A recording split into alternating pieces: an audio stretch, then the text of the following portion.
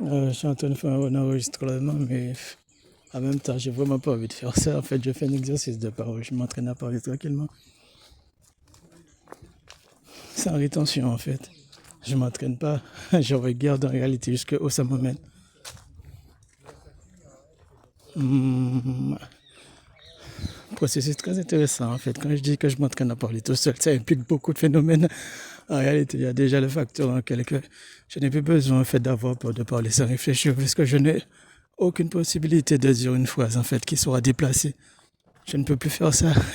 En réalité, je peux dire n'importe quoi. J'ai plus besoin de surveiller ce que je dis. C'est comme si je suis automatiquement adapté à ce qui se passe dans l'environnement.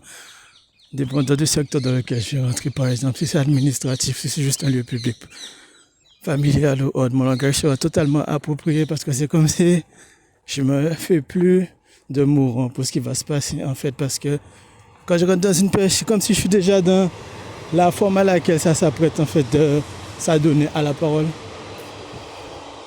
J'ai plus de mécanique de peur en fait. Même si ça arrive, même si il peut arriver que je fasse une erreur en réalité dans une forme de rencontre avec une personne, je suis surpris. Je ne vais pas continuer à rester sur la panique. Je pourrais automatiquement revenir sur mon centre en fait. Parce qu'en réalité, le fait que je ralentis là même, ça me prouve que je perds mon temps. Je réfléchis, mais c'est juste que je suis pas à l'aise. Oh mon Dieu, je suis vraiment pas à l'aise.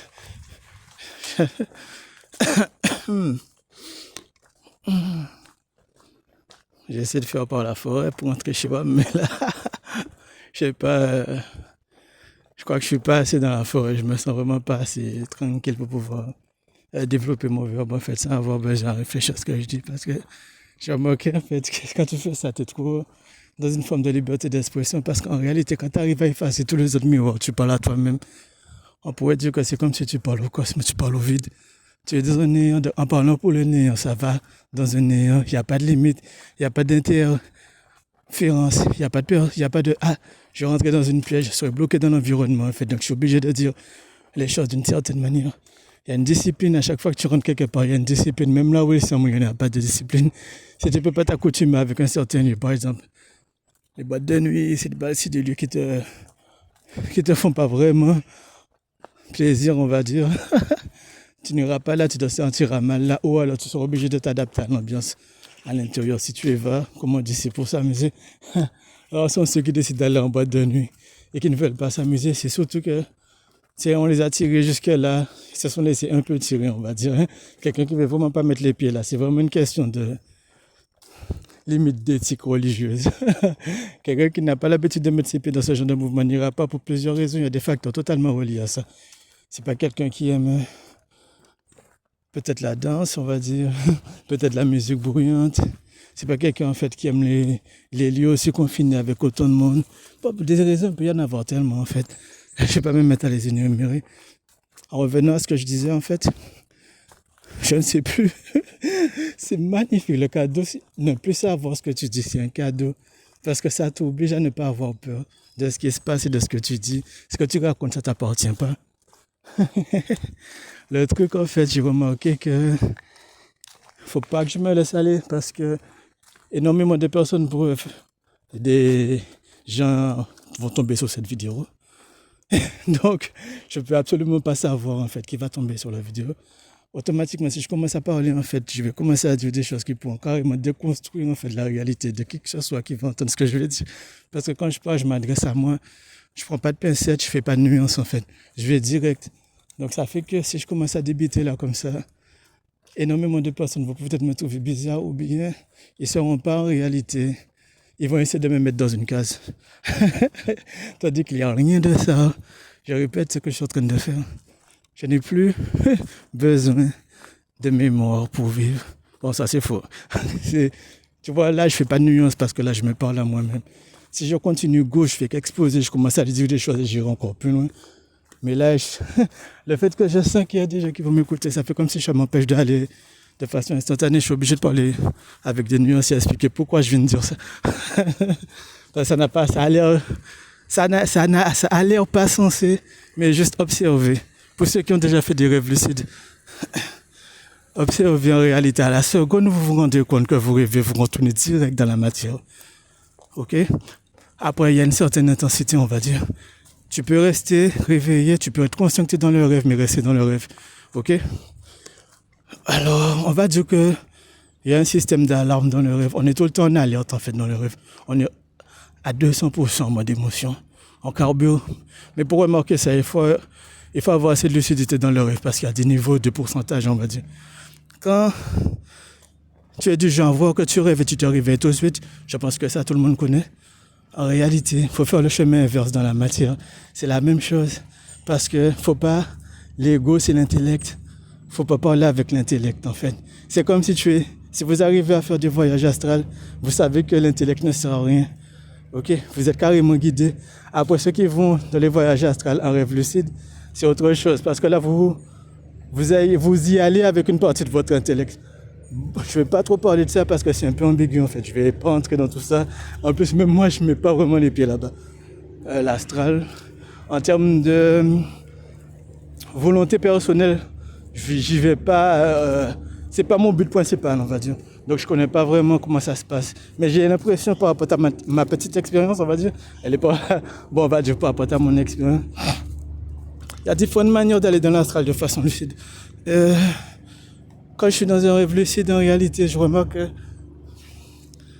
je peux y rester.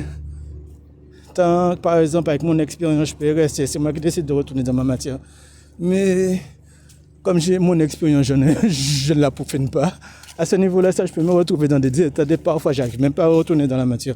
Parfois, ça peut m'arriver très rarement. Ça m'est arrivé il n'y a pas longtemps. Mais c'était un peu ambigu, ça. Parce que je me souviens pas si je me suis projeté volontairement ou si je me suis réveillé à l'intérieur du rêve lucide. Mais on s'en fout. Ce que je veux dire, ce que je suis en train de faire là, c'est que j'essaie d'apporter des nuances. Ça m'empêche de parler d'un coup de ce que je veux dire en fait. La mémoire, c'est la même chose.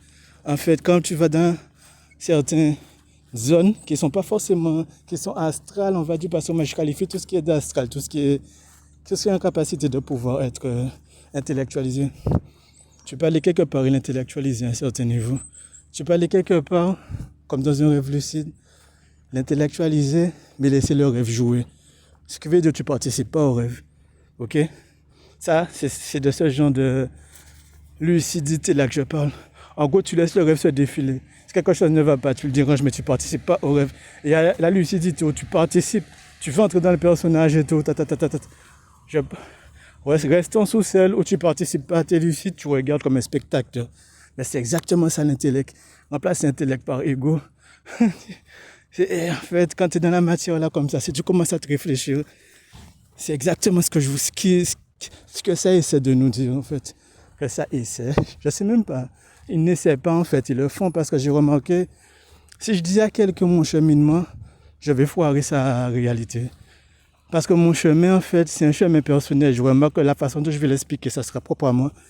Et j'étais obligé d'admettre que il y a des points de zone qui se rencontrent, mais à un certain moment, je ne peux plus me permettre de dévoiler quelconque méthode de je ne sais quoi, parce que ça va embrouiller. Par exemple, si on m'avait révélé le chemin lequel j'ai emprunté, on va dire, si on me l'avait révélé, je n'aurais pas pu y aller. Je le sais, parce que j'aurais pris ça trop à la légère. La majorité, toutes les astuces qu'ils vous donnent pour pouvoir faire quoi que ce soit qui est censé vous donner le résultat, ça fonctionne. Le truc, c'est qu'on n'applique pas en vrai. Kempo disait ça tout le temps, vous n'appliquez pas la vérité.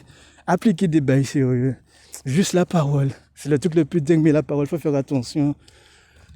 Je vous l'ai dit, vous ne pouvez pas parler et être là. C'est comme dans le rêve.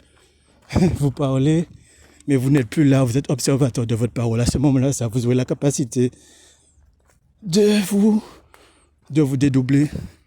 Je ne parle pas du dédoublement ultime, pas ultime, parce que je sais qu'il y a plusieurs façons de se dédoubler aussi.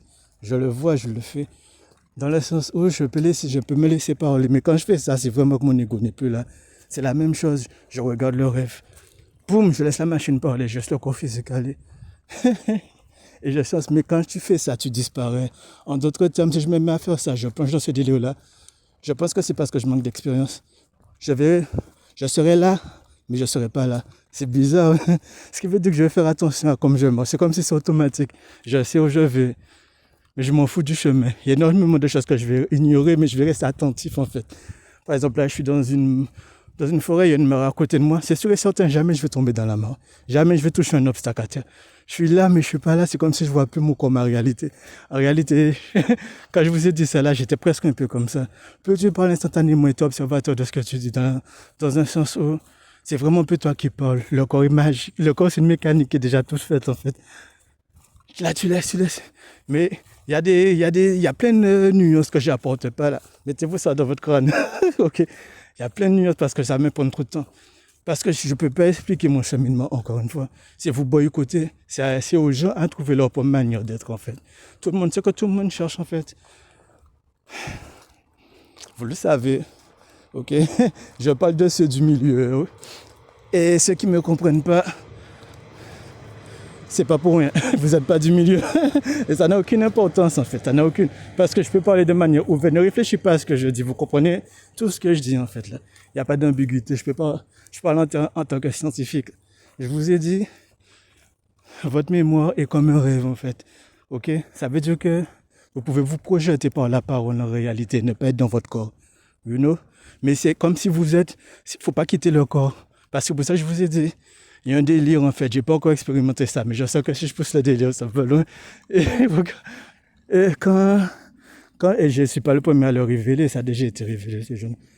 Plus je vais rester parler de manière instantanée, mais relâcher, je vais m'oublier, je vais même oublier l'audio, je vais vous oublier, je vais mettre le téléphone dans ma main et je vais sortir des choses que je ne serai même pas patient. Parce qu'à ce niveau-là, ça, je suis plus dans le... Je serai plus, vous allez écouter de la psychologie des mots, vous allez écouter les mots. Vous allez sûrement être fixé, magnétisé. Mais moi, je ne serai plus dans les mots. Je serai dans la vibration des mots. Je serai obligé de me reconnaître. Si je remarque en fait que j'ai déposé un téléphone, c'est que ma mémoire est là. Je suis obligé de garder ma mémoire en fait. Vous voyez le délire? Parce que l'énergie commence à parler, elle va abuser. L'esprit, c'est un truc de malade. Ça n'a pas le temps avec toi. C'est pour ça que la mémoire doit rester. De toute manière, il ne pourra pas parler sans la mémoire. Il ne pourra jamais, c'est comme une possession. Une possession, le truc ne peut jamais prendre le contrôle totalement sur toi. Mais il y a moyen. Mais que le truc prenne le dessus sur toi, mais ça c'est autre chose. C'est subtil ça. Je pense qu'il y a des manières très grossières aussi. Je veux dire, si tu commences à imiter quelqu'un tout le temps, tu ne vas pas voir à quel moment tu vas devenir la personne. Ça, tout le monde peut le voir dans son quotidien. On a énormément de réflexes des gens autour de nous. Ok.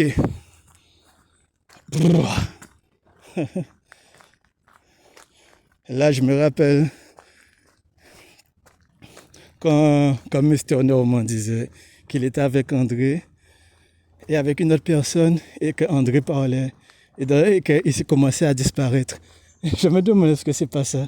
Parce que je vous ai dit je ne serai plus là un moment, je le sais, mais ce que je vais dire, je ne serai pas patient de ce que je vais dire. Moi, je serai dans ce qu'ils appellent la vibration.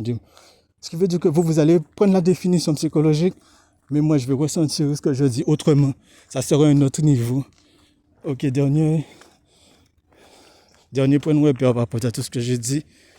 Par exemple, parfois ça m'arrive en fait de faire des rêves, mais c'est des rêves où je suis là, je suis pas dans un... Je suis guidé, je suis comme un atome. Je peux pas dire qu'est-ce que je suis. C'est étrange en fait. J'ai l'impression que je suis dans l'atome, je suis à l'action de l'atome. J'ai l'impression que c'est pas un atome, je sais pas qu'est-ce que... Mais je fais des sortes de rêves, je suis guidé, je vois des choses incompréhensibles, mais il y a toujours... C'est les moments les plus intéressants pour moi parce que dans ce genre de rêve lucide-là, je ne suis pas au contrôle, mais il y a une voix qui est avec moi. Dès que je vois quelque chose, je vais l'analyser, la voix me dit qu'est-ce que c'est. Après, je sens dès que je doute, je sens que c'est mon ego qui a introduit l'information avec moi. C'est comme si quand tu doutes, tu crois pas en toi en fait.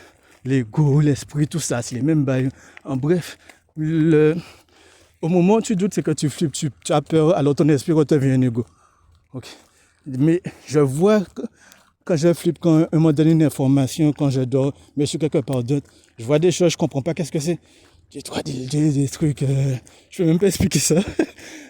Bref, c'est pas le but. Disons que j'ai l'impression que c'est cosmique en fait. Je suis dans des sortes d'endroits là. C'est bizarre parce que quand je demande qu'est-ce que c'est, j'ai la réponse et c'est comme si c'est évident. Je dis ah ouais. Comme par exemple, j'avais vu une image en fait. Il y avait c'était comme C'était comme des atomes qui se tournaient autour, mais ça faisait des 8. Et quand je suis dans cet état-là, j'ai l'impression que c'est mon ego et mon intellect qui pose la question. Mais c'est comme automatique. J'ai envie de dire que ça n'a aucune importance que ce soit l'esprit ou l'intellect à ce moment. Parce que ma réponse, elle vient claire. J'entends une voix, c'est pas une voix, mais c'est une voix. Hein. Mais quand tu es dans cet état-là, c'est comme. Ça fait étrange parce que je me rends compte que c'est moi qui me réponds, mais je n'ai pas la réponse. Vous voyez, c'est comme si je posais une question sur un truc, je ne comprends absolument pas ce que c'est une architecte. J'ai la réponse et ça devient évident pour mon ego. Et je retourne avec ça le matin. Je ne sais même pas qu'est-ce que c'est, mais je veux dire que c'est la même chose en fait. On a déjà la réponse quand on parle en réalité. C'est pour ça que l'exercice de la parole et l'application de cette chose-là, c'est assez intéressant, mais jamais sans l'ajustement de la parole. Parce que vous allez penser en fait que parler librement, c'est la facilité de la parole, mais ça n'a rien à voir en fait. Parce que parler de manière charismatique, volubile, ça existe. Les moldus, les cartésiens le font tout le temps. Parce qu'on se crée un circuit mémoriel avec l'expérience. On a le charisme de certaines personnes, ou bien c'est... Alors, je ne sais pas si on peut dire le charisme est inné, mais c'est possible. Que parfois certaines personnes, mais c'est surtout hérité par les gens autour de nous. Il y avait déjà des gens qui avaient un certain niveau, qui se tenaient d'une certaine manière déjà dans le monde, on les a imités. Mais le truc, c'est qu'avec ce genre de truc-là, tu remarques que les autres sont tout le temps autour de toi quand tu es jeune. Tu vois ton charisme. Donc, automatiquement, tu le vois, mais selon ton éducation, ça va dépendre de comment tu vas gérer ta vie et en faire et développer ta personnalité. Ça, parler facile, c'est facile. Tout le monde peut le faire dès que tu te crains. C'est pour ça que je vous ai dit parler franc, il y a un piège dans ça. Parler cash, blablabla. Ouais, mais regardez bien le délire. Je crois que je peux parler trop là. Hein. Je crois que j'ai enlevé cette audio déjà. Le début, les fois, ouais, tant pis si vous êtes parti au début. Parce que je parle trop en fait, j'ai dit trop de choses. Je sais que c'est pas bon, je sais que je me fais répéter. Je sais que c'est pour ça que je vous ai dit. Ce truc-là, ça sert à rien en fait que vous commencez à rentrer dans la parole en fait, en pensant que parce que vous parlez beaucoup vite avec une certaine... C'est pas ça. Quand vous comprenez, quand vous comprenez ce que je vais dire là vraiment, vous allez comprendre en fait qu'il y a des choses qui sont réservées pour certaines personnes en fait. Ça veut dire que si tu comprends pas, c'est que tu n'es pas là. Le jour où tu pourras comprendre, boum, boum, boum, tu vas venir et tu vas... Le problème, c'est que moi, les titres, je m'en fous. Tu vois, en vrai, si je mets un titre à ça, je devrais donner un titre en conséquence de tout ce que je viens de dire là, parce que ça serait intelligent. Ok? Parce que si je compte laisser la vidéo, en fait, il va falloir que les gens qui vont se poser... L'ego se pose toujours une question, il veut la répondre. Il est bloqué dans une question. Tant qu'il n'a pas une seule, mais il y a toujours une prédominante. On veut savoir un truc, tant qu'on l'a pas, on est là. On le voit pas souvent, c'est ça qui nous empêche d'être attentifs à tout ce qui est dit. On cherche un truc en particulier, donc on entend, il faut observer votre attention. Revenez, réécoutez ce test la deuxième fois, réécoutez-le une troisième fois, réécoutez-le une quatrième fois. Vous allez voir qu'à aucune de ces fois, vous allez comprendre la même chose, ok? Jamais.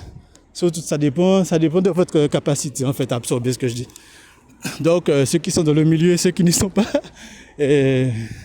ça ne veut pas dire que l'un ou l'autre n'ont pas la capacité de comprendre ce que je dis. Mais surtout ceux qui sont dans le milieu pourront le faire en fait. Bon.